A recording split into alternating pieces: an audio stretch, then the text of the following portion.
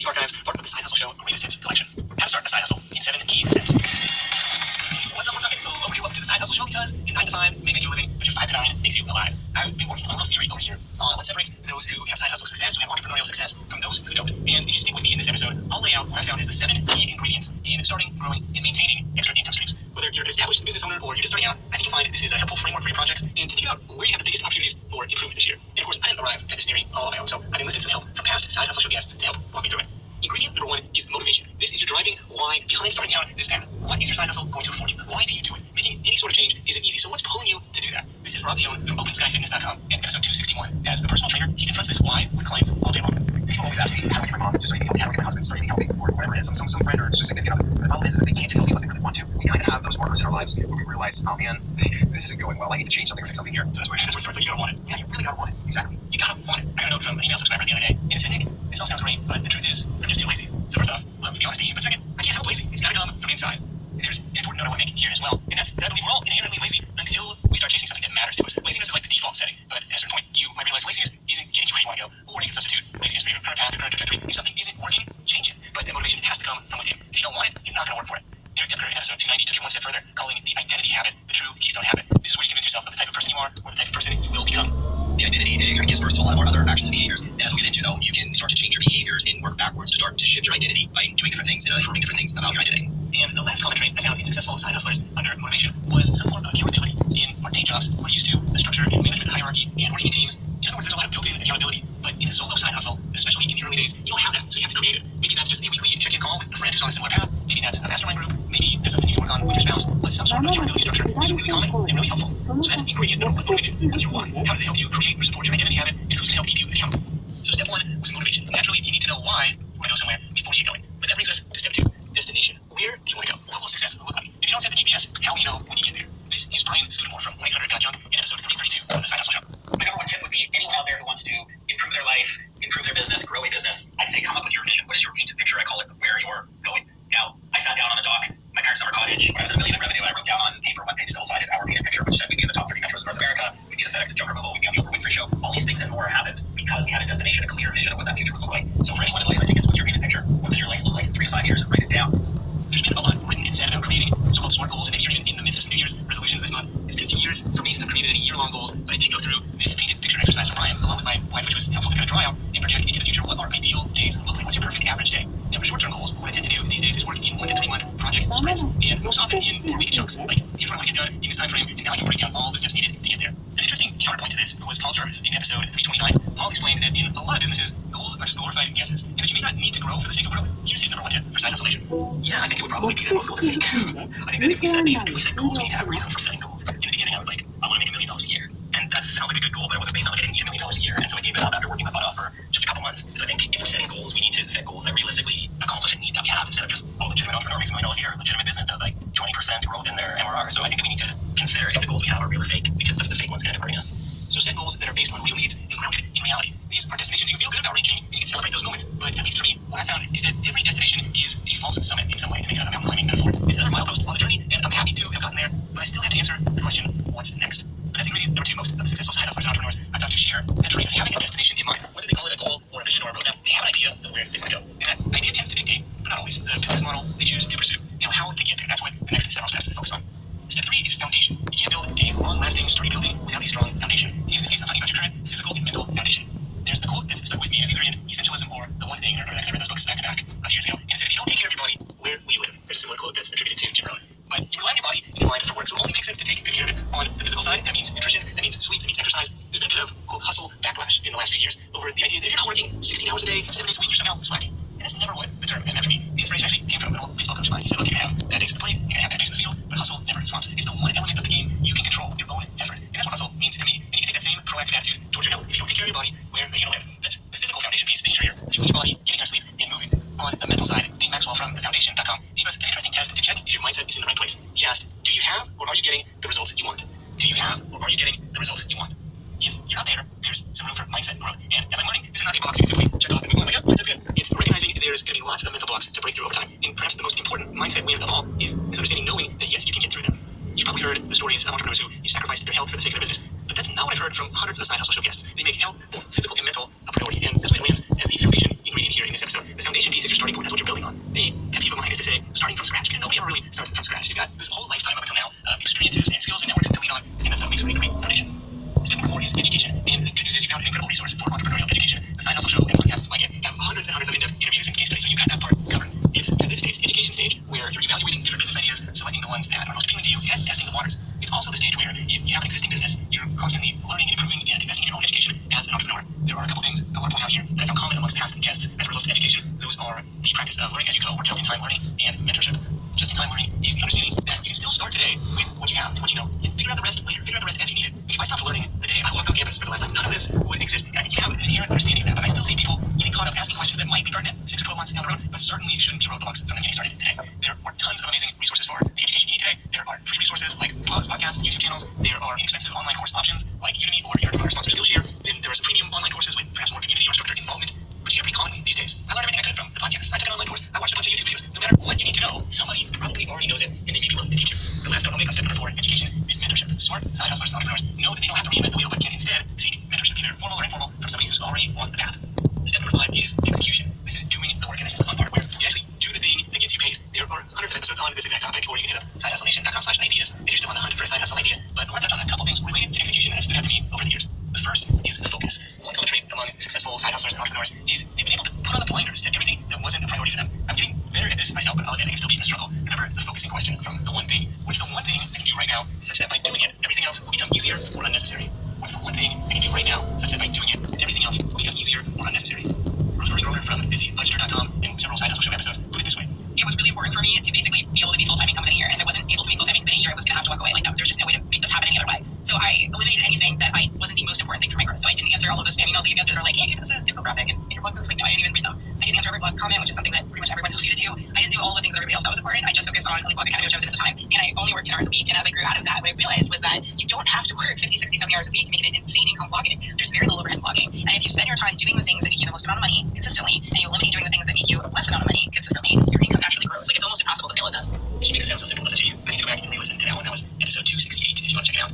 One habit that has been really helpful for me is a super simple one, and that's just been writing down my top 3 priorities for tomorrow the night before. It's a tactic echoed by Noah Kagan here in episode 237.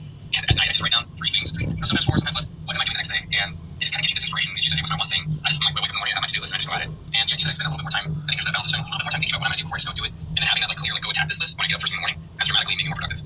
And that way, when I start work, I know exactly what to work on and in what order. And this is one of the keystone habits that I baked into my progress journal as well. Progressjournal.net if you want to check it out, grab a copy. And one of the most effective people I know, Charlie Dumas, called this concept winning tomorrow today in episode 214.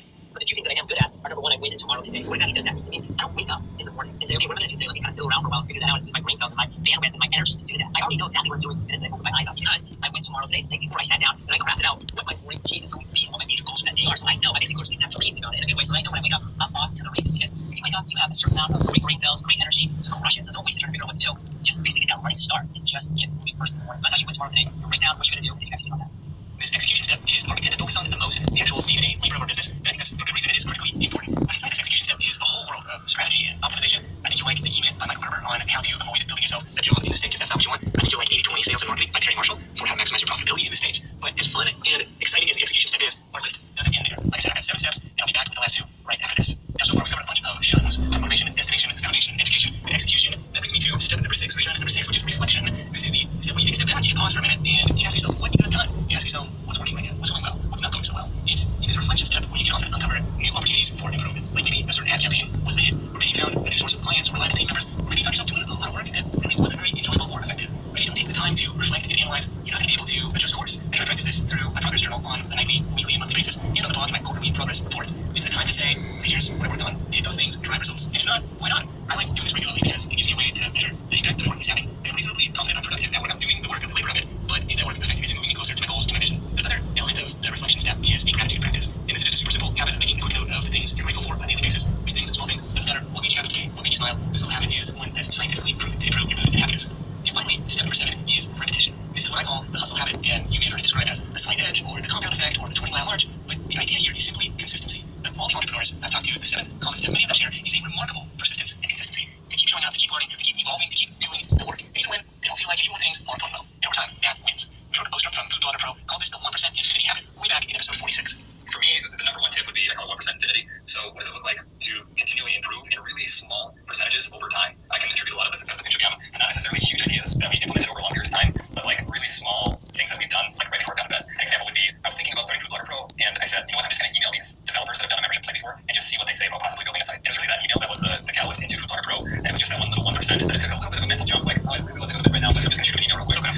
How can you get 1% better today? How can you do 1% better? How can you be 1% better? These tiny incremental gains really start to compound. And I think that's evident in the results of almost all my guests, and certainly the ones featured today. Remember, every all-star was once a rookie, every expert was once a beginner, but they got 1% better every day. They come into the 7 steps of repetition step. They got in the reps, and you do the same in your business. This podcast is a perfect illustration of this in real life. Trying to get a little better behind the mic every week. But for better or worse, nobody gets to start on episode 369. Everybody's going to start with episode number 1, customer number 1, subscriber number 1. So get after it and follow these 7 steps. Let me know what you think. I'll put the full text summary and links to all the resources mentioned over at sidehustlenation.com/7 steps. That's it for me. Thank you so much for tuning in. Until next time, let's go out there and make something happen. And I'll catch you in the next edition of The Side Hustle Show. Hustle on.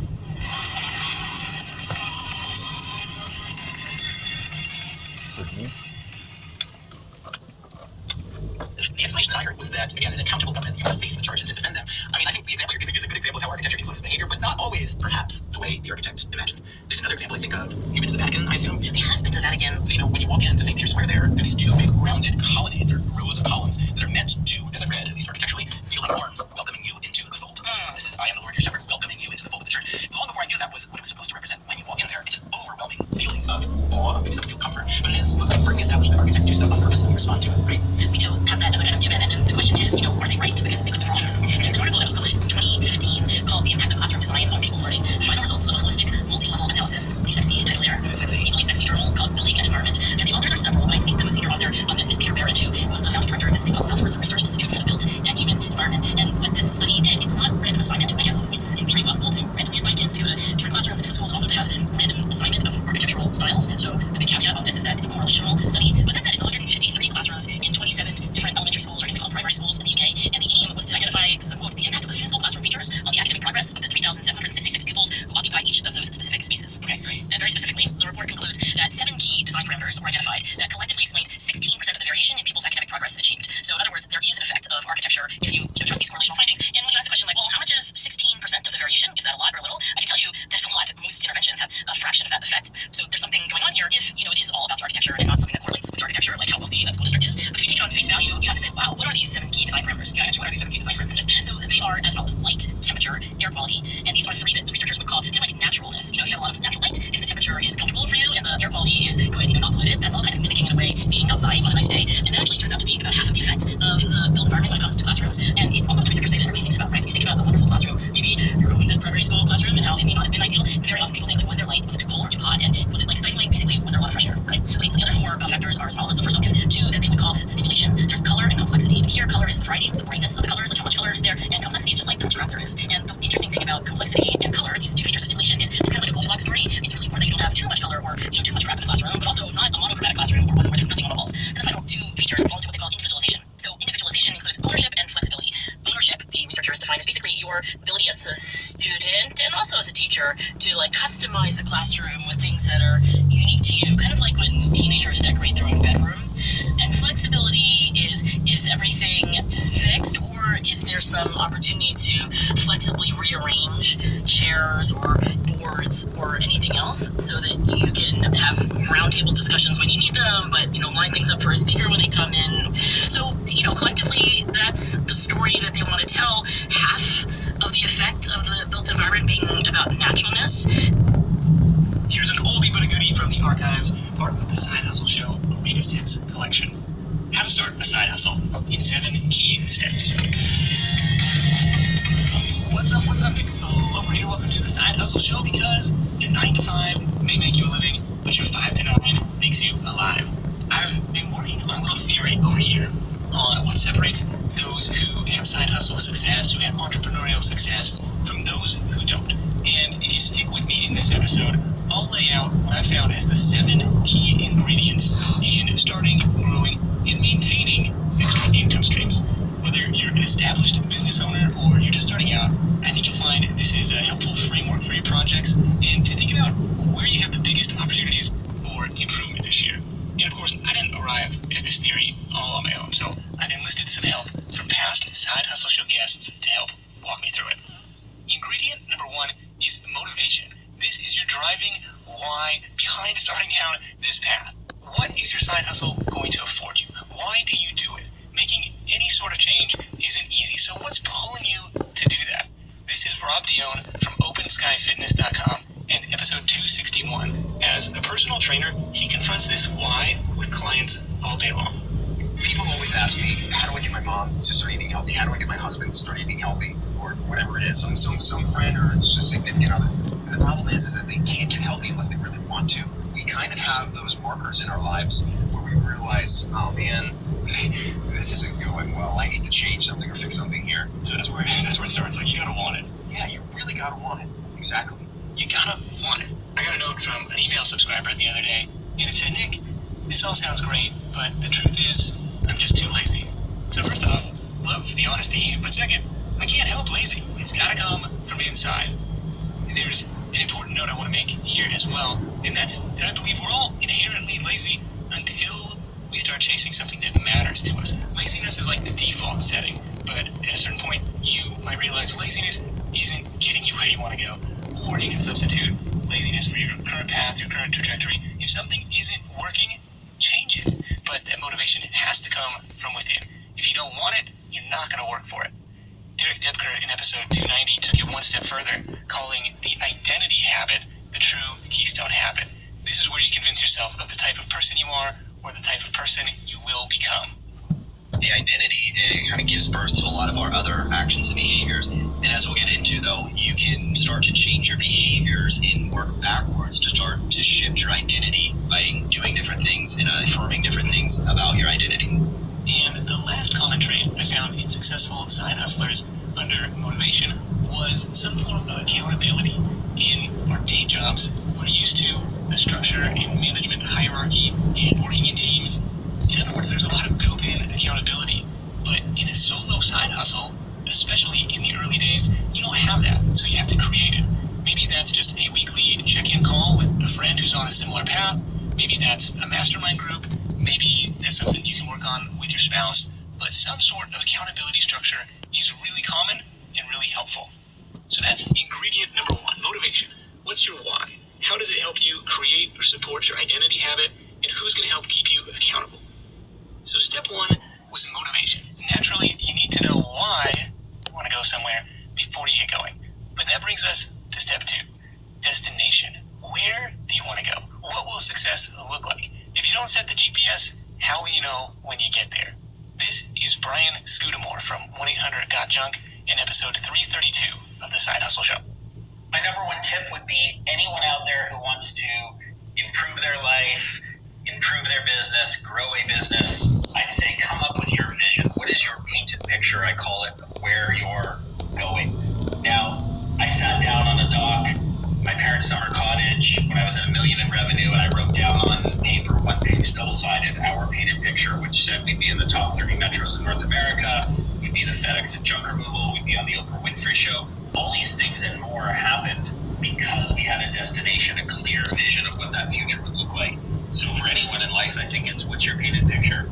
What does your life look like in 3 to 5 years, and write it down. There's been a lot written and said about creating so-called SMART goals, and maybe you're even in the midst of some New Year's resolutions this month.